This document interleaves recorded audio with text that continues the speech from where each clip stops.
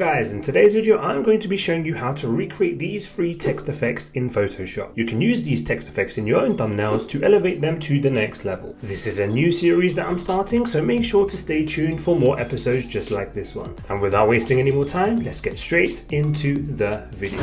Okay guys, so for the first text effect, we are going to be using the font Bebas New Regular. Okay, so that's the font we're going to be using. Now I'm just going to press T for the type tool and I'm going to type in text. Let's press escape and then we are going to resize this to 100 points. So if you are following along, make sure you do this step. Let's now just bring this to the center of our canvas and let's now begin making the first text effect. So the first step will be to add a gradient. So I'm just going to click on gradient overlay and I'm just going to provide you with all the hex codes for these colors down below. Now the locations for these shades are going to be as follows. So the first color here, the darkest blue, will be set to location 40, the middle will be set to 75, and the lightest blue will be set to 100. The next step will be to add a stroke, so I'm just going to double click on stroke, and these are the settings you need to follow. Size 5, keep the position to inside, blend mode to normal, opacity to 100, and the color I will provide down below. The next step will be to add a bevel and emboss.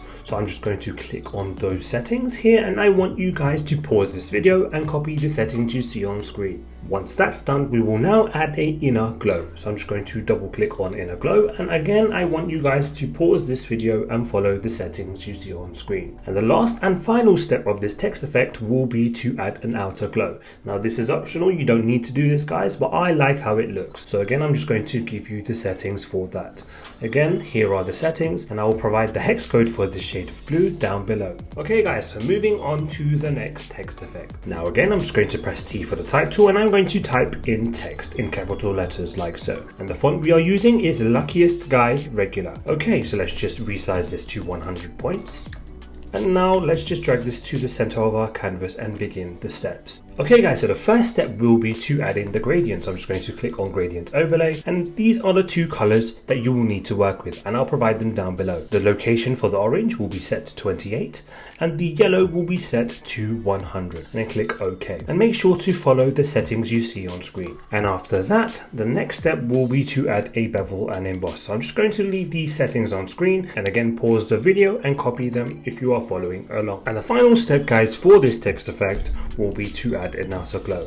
Again, this is optional, but I like how it looks. The color for this globe will be found down below, but you can simply just click on the color picker and then source any color from the text. So for example, I could just click here or I could click here. I would actually prefer the glow on the orange side and click OK. Okay guys, so that's text number 2. Okay guys, so let's now focus on the final text effect. Now this font is the same as the font we just used in the previous text effect. So this is the Luckiest Guy Regular. Let's make sure to also have it set to 100 points and let's begin adding in the effects. So the first step will be to add in the gradient overlay. So I'm just going to double click on the settings and I'm just going to provide you with where the locations are. So 50 and then we have the white 275 and we have the final gray to 100. So I'm just going to give you the hex codes for the grays down below. Now if you're following along, also make sure to have the same settings on screen.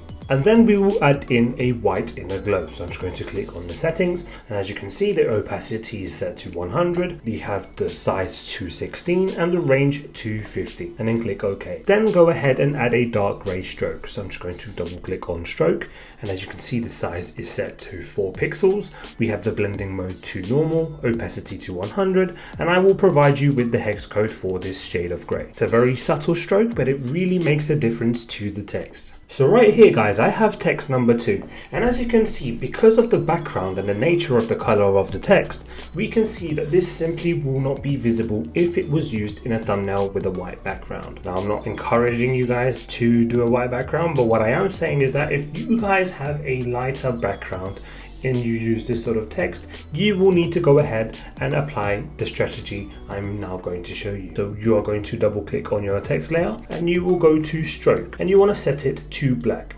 like so. You also want to change the position of this to outside. And then from here, it's just a matter of increasing the size in order to create some sort of border for the text. So when you click OK, even if you had a lighter background right now, as you can see, the text is very visible on screen. So that's just something to keep in mind, guys. If you're using a bright background and you also have a bright text layer, you want to separate the two simply by adding a border to your text so that your text is visible on screen. Now guys, there are alternative methods to this, so you don't necessarily always have to add a border, and I'm going to show you the other method that you can do. So I'm just going to remove the stroke from this, and as you can see, we now have the same issue. It's simply not visible on screen. So what I'm going to do is I'm just going to add a layer underneath the text layer, like so, and I'm simply going to press B for the brush tool. I'm going to make sure that the color is set to black, and I'm just going to also make sure that the brush is a soft brush. I am going to now just lightly tap behind the text layer,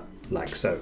Now I can continue to do this over and over again until I'm happy with the actual amount I'm getting. The text now becomes visible again. These are different strategies that you can use in order to create some shading behind your text in order for it to be visible. And as you can see now, that could be a drop shadow effect that you have on your thumbnail that would make the text visible without you having to add a border to your text. So there you have it, guys, 3 text effects which you can use in your YouTube thumbnails. Now I'll be making this a series, so make sure to subscribe to my channel so that you don't miss out on any of the future episodes which come out. I'll be creating a lot more episodes just like this one, teaching different text effects. And as always, thank you very much, guys, for watching this video, and until next time, peace.